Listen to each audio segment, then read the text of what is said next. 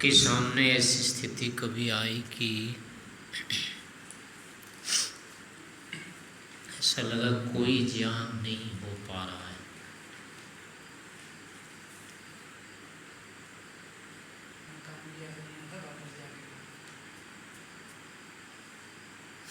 यानी जो चाह रहे हैं जानना वो तो नहीं जान पाते हैं, लेकिन उसी समय ऐसा भी होता है कि कुछ और दूसरा भी जान नहीं हो पा रहा होता है।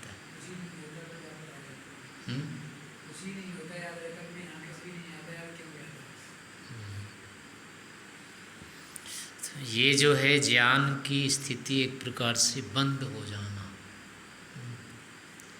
किसी विषय को नहीं जान पाना, ऐसा कैसे हो जाता है, ये प्रश्न है।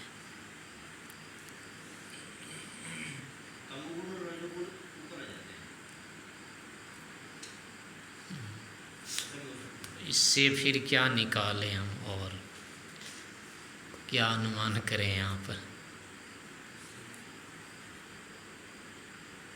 ज्ञान किसी न कारण से बंद हमारा हो रहा है, ये तो निश्चित है।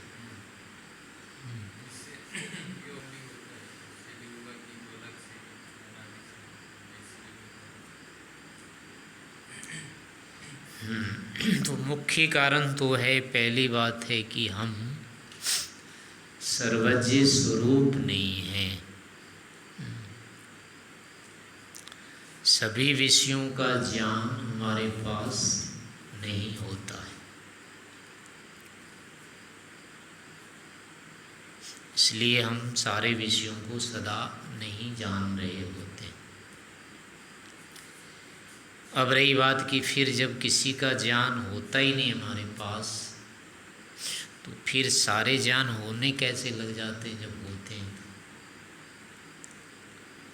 इसका उत्तर होगा कि ये जिन जिन विषयों का सन्निकर्ष हमारे साथ हो जाता है,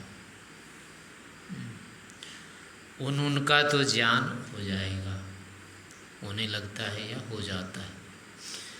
जिसके साथ सन्निकर्ष नहीं बन पाता है, उसका ज्ञान हमको नहीं हो पाता है।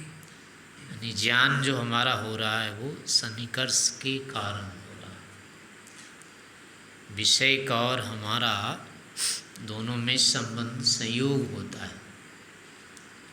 संयोग हो जाने पर अब उस विषय का ज्ञान हमको होने लगता है।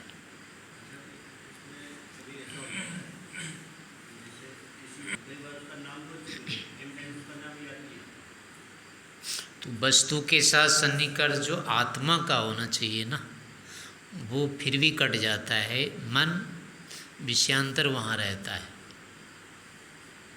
इंद्रिय के साथ तो है संबंध, लेकिन इंद्रिय के साथ साथ जो संस्कार चाहिए था मन में, उसका वाला कट जाता है। तो आत्मा के साथ सीधा फिर नहीं हो पाता है संबंध।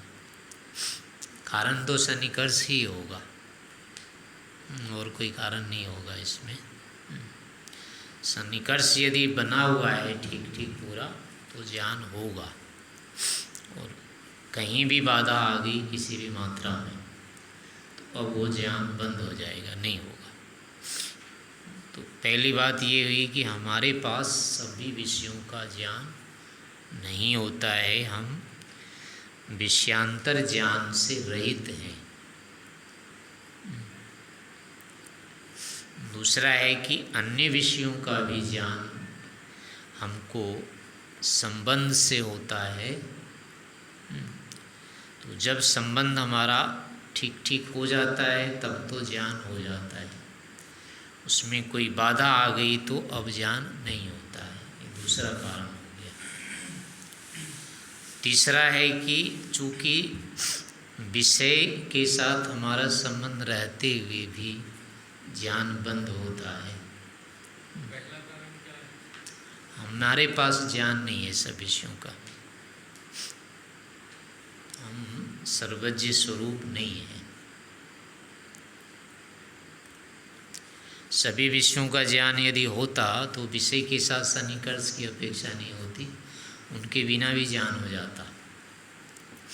जैसे ईश्वर को होता है कुछ भी नहीं रहता है संसार प्रलय में, लेकिन उसके पास फिर भी सारा ज्ञान होता है।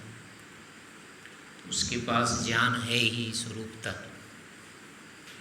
वो सर्वज्ञ स्वरूप है, सभी विषयों का ज्ञान उसमें होता ही होता है। वो स्थिति हमारे पास नहीं है।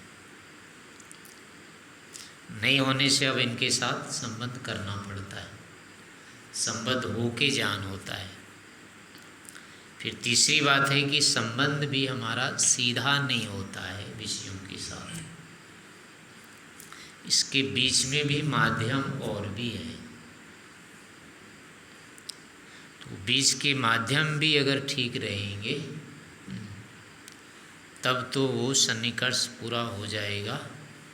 माध्यम में भी दोष आ जाने पर, बाधा आ जाने पर भी ज्ञान नहीं होता है। जैसे बैठे हैं, दरी के ऊपर बैठे हैं, लेकिन विषयांतर में जा रहे हैं हम, इनके साथ इसको हमने नहीं बना रखा है प्रणिधान, तो अन्य विषयों को हम सोच रहे हैं, दूसरे विषय ज्ञान हमारे चित्त में उभर रहे हैं। तो इस प्रकार से सीधा सन्निकर्ष नहीं हो रहा है। अभी मध्यम में जो माध्यम का सन्निकर्ष था वो भी छिन्न भिन्न हो रहा है। मन है, इंद्रियां हैं, तो इन दोनों का भी संबंध बनना चाहिए, तब ज्ञान होता है, अन्यथा नहीं होता है। मन में जो होते हैं स्मार्थ ज्ञान जो होते हैं, उसके भी ज्ञान अगर उस संस्कार के साथ हमारा सन्निकर्ष हो गया,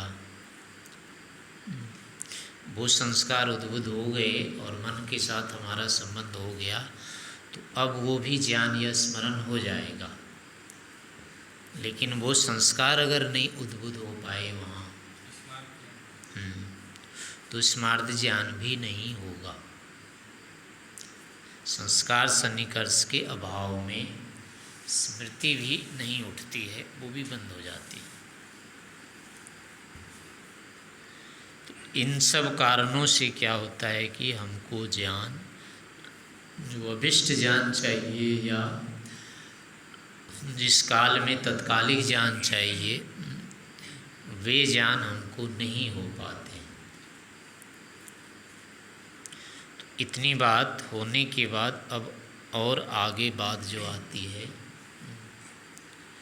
वो है कि यदि हमको इन विषयों का ज्ञान नहीं है, हमारे पास हमको नहीं है ज्ञान, फिर भी हम इनको जानते हैं, तो इसका और उनका ज्ञान भी हमको अन्य माध्यमों से होता है, और उन माध्यमों को भी हम नहीं जानते हैं जिन माध्यमों से होता है।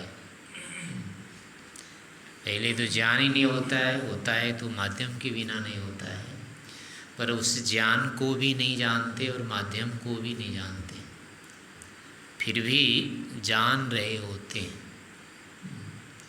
तो इससे ये बात आती है कि हम दोनों के बीच संबंध बनाने वाला अन्य है कोई।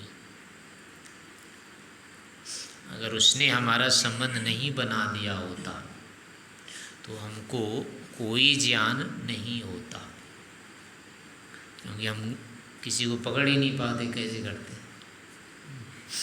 जिसको ऐसे नहीं दिखता है चश्मे के बिना, उसका चश्मा कहीं और चला गया तो वो कैसे ढूंढेगा, चश्मा ही नहीं मिल रहा है पहनने, बाकी चीज़ों को तो देखेगा ही नहीं। तो हमारी भी स्थिति ऐसे ही है, हम जो कुछ भी देख रहे हैं माध्यमों से देख रहे हैं, लेकिन माध्यम को ही अभी नहीं देख सकते। तो इसका मतलब है कि ये माध्यम हमने नहीं बनाए, ये माध्यम हमारे बनाए हुए नहीं है, हमने इसको अपने साथ जोड़ा हुआ नहीं है। ये माध्यम भी हमको देने वाला अन्य कोई है, तो जिसकी कृपा से कहेंगे या जिसकी सहायता से कहेंगे फिर कि हमको ये माध्यम मिलते हैं और फिर ये सभी ज्ञान होते हैं। तो वो माध्यम अब ऐसा होना चाहिए जो हमको और हमारे माध्यम को दोनों को अच्छी प्रकार से जानता है, दोनों को अच्छी प्रकार से जोड़ सकता है, दोनों के साथ साथ वो भी वहाँ पर उपस्थित है। तो इतनी योग्यता वाला और कोई पदार्थ नहीं होता है, केवल ईश्वर होते हैं बस। हमारा ज्ञान हमको ही नहीं होता है बिना इनके जुड़े, अपने आप को नहीं होता है। तो बाकी इन माध्यमों को तो वैसे ज्ञान होता ही नहीं कभी। तो हम दोनों तो आपस में जुड़ नहीं सकते, इसीलिए नहीं जुड़ सकते कि हमको ज्ञान नहीं है, और जिसके साथ जुड़े हैं इसको भी हमारा ज्ञान नहीं है, इसलिए ज्ञान के अभाव में हम नहीं जुड़ते हैं। तो अब अगर जुड़ना हुआ है तो निश्चय से ज्ञान के साथ वाला से ही जुड़ना होगा, जिसको हमारा भी ज्ञान है और हमारे साधनों का भी ज्ञान है, हम दोनों को जोड़ने का भी ज्ञान है, पकड़ने का भी ज्ञान है, और हम दोनों के साथ वो विद्यमान है। तो इतनी सब परिस्थितियाँ केवल ईश्वर में संभव है और किसी में संभव ही नहीं, क्योंकि ये जो माध्यम है ये तो एक देशी है, इनका हमारे साथ संबंध होगा ही नहीं, जो अलग अलग हैं और बिना ज्ञान की प्रवृत्ति होती नहीं है। तो हमको भी ज्ञान नहीं होता, इसलिए हम भी प्रवृत्त नहीं होते इनकी तरफ, और इनको ज्ञान नहीं होने से ये हमारी तरफ प्रवृत्त नहीं हो सकते। तो इसलिए परस्पर हम जुड़ ही नहीं सकते, यानी जुड़ने की स्थिति बने ही नहीं हम दोनों से केवल। तो इसलिए जुड़ रहे हैं कि हम दोनों को जानने वाला पहले महाविद्यमान है और वो हम दोनों को जोड़ देता है। अब जुड़ करके हमको ज्ञान होने लगता है, उस ज्ञान के आधार पर अब उससे मिलते जुलते जो विषय हैं उनको भी जानने लगते हैं, थोड़ा थोड़ा ज्ञान होने लगता है उनका, थोड़े ज्ञान के आधार पर उनकी ओर हमारी प्रवृत्ति हो जाती है, और फिर उनके साथ ठीक संबंध होने पर और भी ज्ञान हो जाता है। जैसे कोई चीज़ पहले थोड़ी सी दिखाई देती है, जैसे यहाँ से रोजड़ है, तो रोजड़ सीधे सीधे तो दिखता नहीं है, लेकिन बताना होगी कहाँ पर है, तो इसके जो टावर हैं वो दिख जाते हैं यहाँ से, वो बता देंगे तो वो टावर जहाँ पर है वहाँ रोजड़ है। तो थोड़ा सा ज्ञान हुआ हमको उसके, और उसके आधार पर फिर बाकी हमारी प्रवृत्ति हो जाती है, वो चले जाते हैं, वहाँ जाके फिर पूरा दिख जाता है वो। तो ऐसे ही शेष विषयों में भी होता है, किसी विषय को हम पूरा तो नहीं जानते हैं, लेकिन थोड़ा भी उसका ज्ञान हमको हो जाता है, सामान्य ज्ञान होता है, उस आधार पर फिर हम उसके साथ संबंध बना करके फिर उसको और अधिक या पूरा जान लेते हैं। तो कहने का अभिप्राय है कि बिना कुछ भी ज्ञान के प्रवृत्ति नहीं होगी, ज्ञान के अभाव में प्रवृत्ति नहीं होती, प्रवृत्ति का कारण ज्ञान ही होता है। तो इसलिए जब हम दोनों में ज्ञान ही नहीं है तो हम दोनों में संबद्ध होने की प्रवृत्ति नहीं होगी, और बिना प्रवृत्ति के संबंध हो नहीं सकते। इस कारण से हमारे संबंध में जो संबंध करने वाला है वो ज्ञाता है, वो हम दोनों को अच्छी प्रकार से जानता है। तो ऐसा ज्ञाता और कोई नहीं होता है, केवल वो ईश्वर के लिए ही ऐसा कहा गया। वही सर्वज्ञ है, वही सर्वव्यापक है, वही सर्वशक्तिमान भी है। इसलिए हमारा जो संबंध हुआ है शरीर, इंद्रिय, मन आदि के साथ, और फिर ऐसे ज्ञान होने की स्थिति जो बनाई गई हमारे अंदर, मन इंद्रिय की ऐसी अवस्था बनाई गई कि ये ज्ञान हमारे में उद्भूत होवे, क्योंकि दिखते तो सभी को हैं पर उसमें वो ज्ञान उद्भूत नहीं होता। ज्ञान उद्भूत होने के लिए अवस्था विशेष चाहिए। ये पशु पक्षी भी हमारी आवाज़ तो सुनते हैं, सुनाई तो देता है, लेकिन इनको ज्ञान थोड़े होता है, जान नहीं सकते हम क्या बोल रहे हैं या वो क्या बोल रहे हैं, वो हमको नहीं होता है। सुनाई तो दे रहा है, भूख रहे हैं, पर वो बोल क्या, किसको कह रहे हैं, बता रहे हैं, हमें कोई ज्ञान नहीं होता है। लेकिन आपस में जब हम बोलते सुनते हैं तो हमको ज्ञान होने लगता है। तो हमारी जो चित्त की स्थितियाँ हैं आपस में सबकी मिलती जुलती है, उनके साथ नहीं मिलती है, उनकी हमारे से नहीं मिलती, हमारी उनसे नहीं मिलती है। इसलिए हम दोनों में ज्ञान का संक्रमण नहीं हो पाता है उनके साथ, और हमारा आपस में हो जाता है, क्योंकि हम दोनों के यंत्र एक जैसे हैं। हमारा बोला हुआ, एक का बोला हुआ दूसरे का चित्त पकड़ लेता है, दूसरे के चित्त से बोला गया दूसरे का पकड़ लेता है। तो अब इन दोनों में सामान्यता जो समता बनाई गई है, ये भी नैमित्तिक है। ऐसे शब्द हम उच्चारण कर लें कंठ से, ऐसा हमारा कंठ बनाया भी गया। ये तो हमारे जैसे उच्चारण कर भी नहीं सकते, इतना ही सुनते रहे, सुन के उच्चारण नहीं कर सकते, लेकिन हम आपस में सुनने के बाद उच्चारण कर लेते हैं। इसलिए कर लेते हैं कि उच्चारण के लिए हमारी कंठ की स्थिति वैसी होती है, अनुकूल वैसी बनाई गई है, ये हम अनुकरण कर लें सुन करके। उनकी ऐसी नहीं बनाई गई है। इसलिए वो जो हम दोनों को जोड़ने वाला है वो ऐसी अवस्था विशेष भी बनाता है। कैसे कंठ से कौन सी वर्ण ध्वनि उत्पन्न हो जाए ये उसको पता है, अन्यथा वो बना नहीं सकता था ऐसा। अभी हमारे मनुष्यों में से ऐसा कोई नहीं हुआ है जो कि ऐसा कोई यंत्र बना दिया और उसे क ख ग घ निकलने लग जाए। अभी तक तो नहीं बना है, शायद आगे भी नहीं बनेगा। ये बोले हुए से तो उच्चारण निकाल देते हैं ये, लेकिन सीधे किसी यंत्रों से क आ नहीं निकलता है, डुम डमक तो होता है।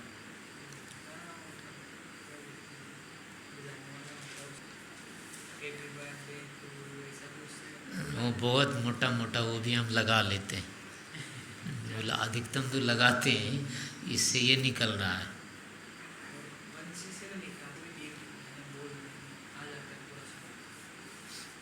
नहीं नहीं, वैसे नहीं आ सकता है।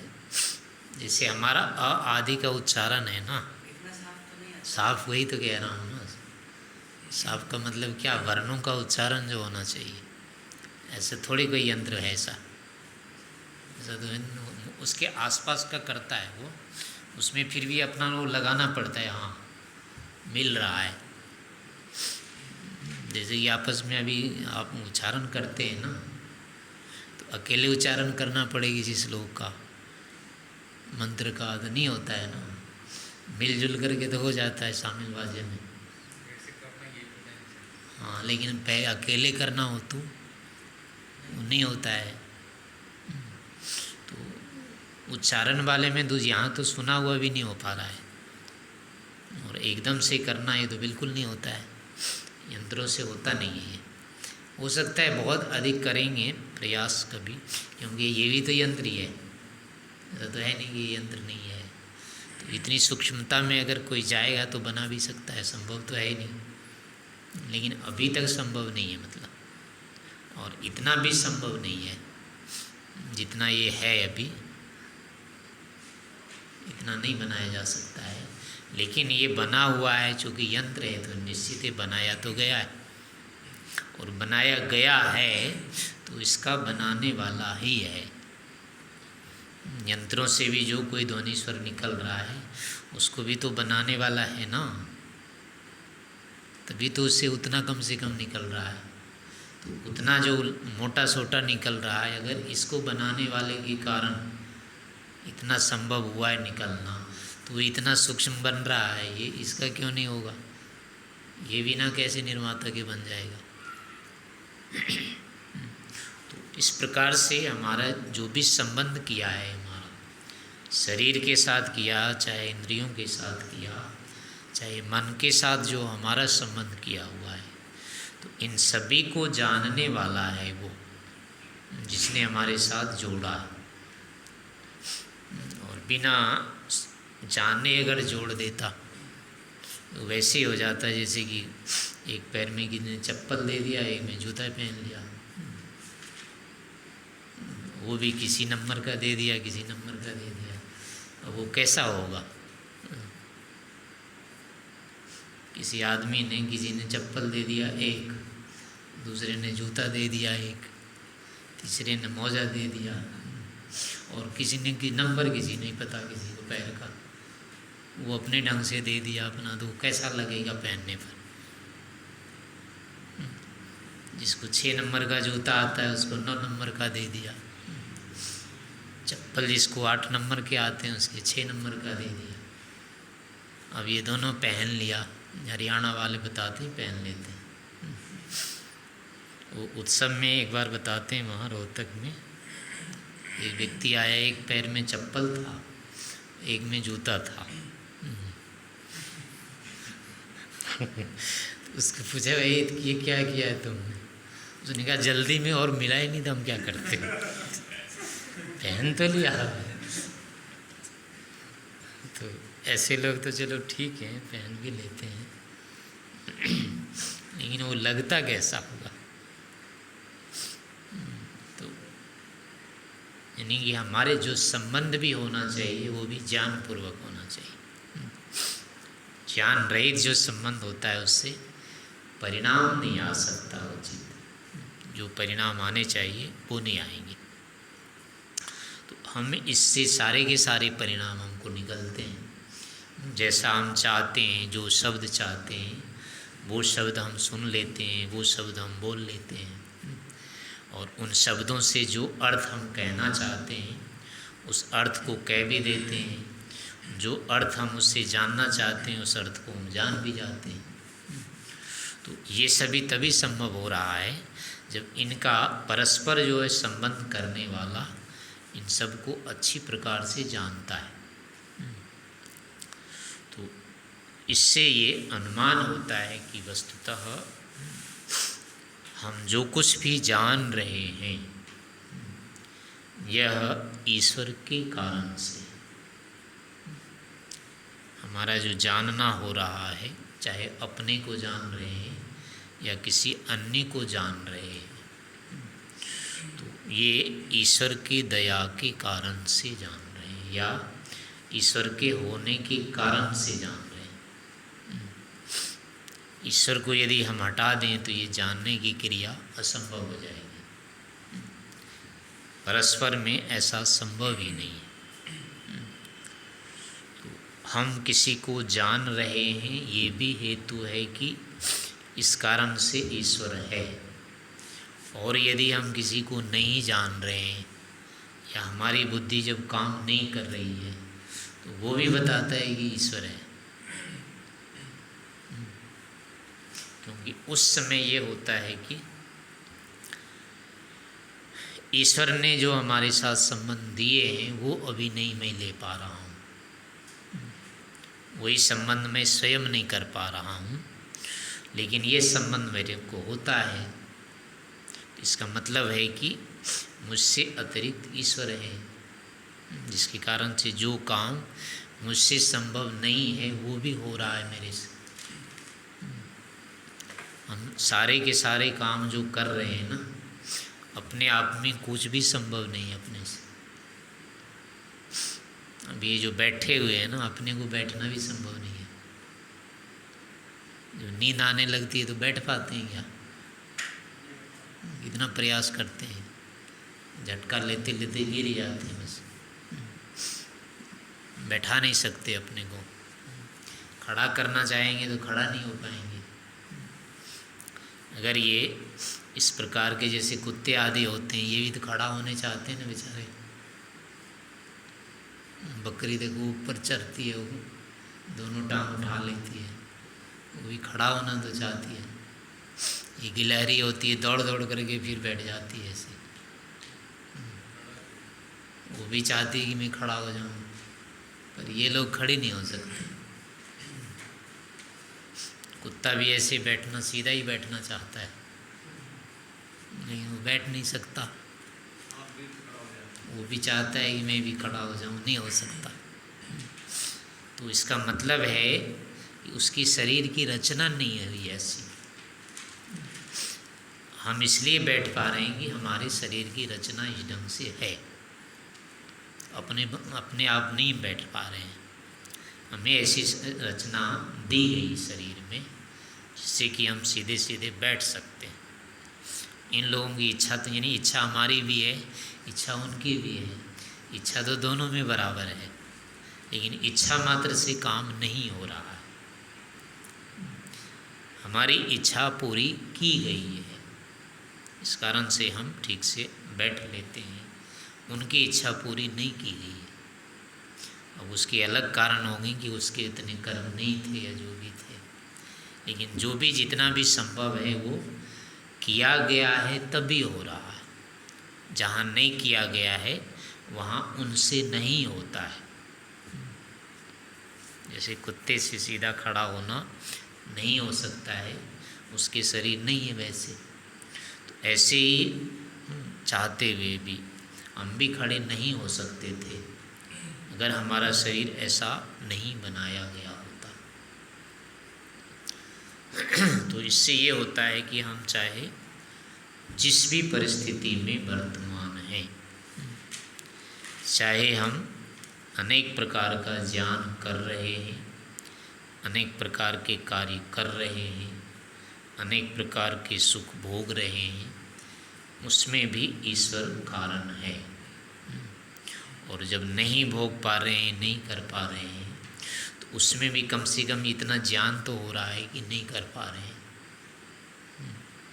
वो ज्ञान भी ईश्वर के कारण से है, क्योंकि हमारे लिए उतना ज्ञान भी संभव नहीं है। मुझे ज्ञान नहीं हो रहा है, ये भी तो एक ज्ञान है। अभी कम से कम इतना ज्ञान तो काम कर रहा है नहीं कि मुझे ज्ञान नहीं हो रहा है। तो इतना भी कम से कम ज्ञान होना मन के संबंध के बिना होगा नहीं। तो इतना संबंध तो हमारे पास अभी भी है। तो ये संबंध भी बिना ईश्वर के नहीं है संभव, क्योंकि अपने आप वो भी हम नहीं कर सकते। अगर वो भी कट जाए तो पूरे हो ही जाते हैं साफ, कुछ कर ही नहीं पाते हैं। इसलिए थोड़ा भी ज्ञान हो रहा है अगर हमको, तो वहाँ भी समझनी चाहिए कि ईश्वर हैं, ईश्वर की कृपा से ये हो रहा है। और आगे आगे जितना ज्ञान होता जाता है, बढ़ता जा रहा है, उसमें तो उतनी उतनी कृपा ईश्वर की अधिक हो ही रही है। तो उतने उतने ईश्वर के होने में हमारे पास अधिक से अधिक प्रमाण भी होता जा रहा है। इस प्रकार से अपने सामर्थ्य को और ईश्वर के सानिध्य को और ईश्वर की वर्तमानता को ऐसे जानते रहना चाहिए।